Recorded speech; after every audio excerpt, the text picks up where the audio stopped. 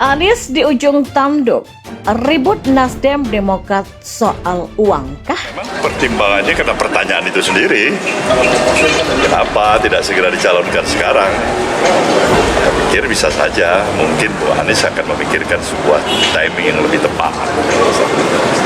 Jangan-jangan barangkali saya masukkan bisa saja pada menit-menit terakhir.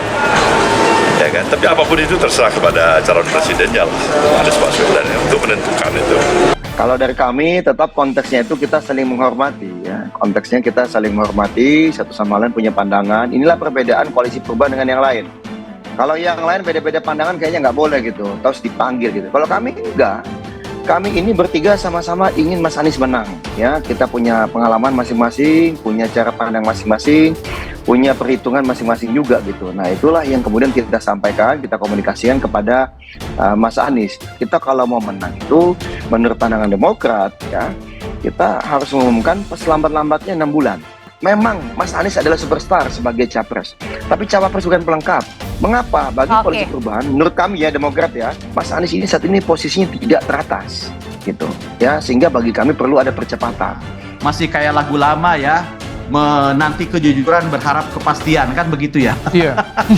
Karena belum pasti, dan saya yakin penentuan bakal calon presiden, wakil presiden itu menjadi batu uji gitu ya, terutama bagi koalisi-koalisi yang dibangun di atas kesepakatan bahwa jika saya bergabung, apakah koalisi lain, peserta lain akan lari atau tidak, dan kalau saya tidak mendapatkan apa-apa, haruskah saya bertahan di sini? Nah, itu akan batu ujian. Jadi menurut saya antara koalisi yang dibesut oleh Gerindra dan koalisi yang dihelat oleh Nasdem ya sama saja pada titik ini. Nah, pernyataan terbaru Surya Paloh yang menyebut penentuan cawapres untuk Anies Baswedan akan dilakukan last minute kembali menimbulkan ketidaksetujuan dari Partai Demokrat. Ini adalah salah satu poin penggugat perbedaan pendapat yang memang semakin sering terlihat di antara dua partai itu. Bahkan beberapa pihak menyebutkan bahwa sebetulnya peliknya persoalan yang ada jauh lebih dalam, termasuk soal finansial kampanye. Adanya peluang Demokrat bergabung dengan koalisi PDIP memang membuat posisi Anies menjadi sulit. Banyak orang yang berasal dari Indonesia Timur, istilah blis atau mahar kawin menjadi hal yang tak terpisahkan dari kehidupan sosial budaya masyarakat. Ini memang berkaitan dengan adanya adat istiadat pernikahan yang di dalamnya menuntut laki-laki atau keluarga laki-laki membayar entah dengan uang ataupun dengan barang dan atau hewan ternak ketika hendak mempersunting seorang perempuan. Selama bertahun-tahun lamanya tradisi ini dijalankan, belis membuat biaya perkawinan menjadi mahal sekalipun memang ikatan kekeluargaan yang dibangun menjadi sulit untuk terpisahkan.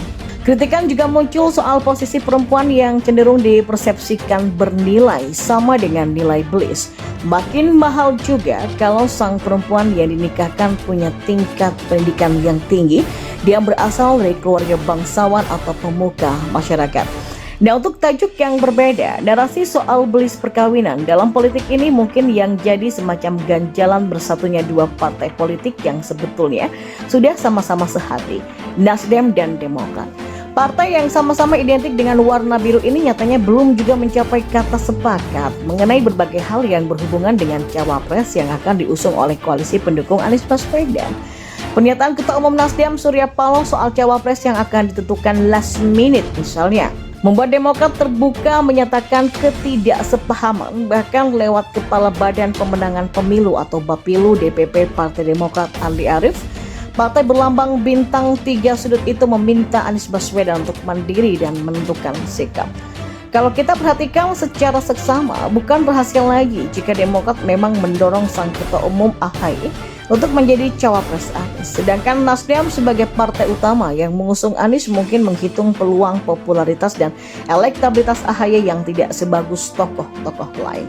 Persoalannya, masalah koalisi parpol untuk Pilpres sebetulnya bukan hanya cocok-cocokan atau soal elektabilitas dan popularitas semata. Ada masalah deal-dealan dana kampanye yang sangat mungkin ikut mempengaruhi keputusan-keputusan partai.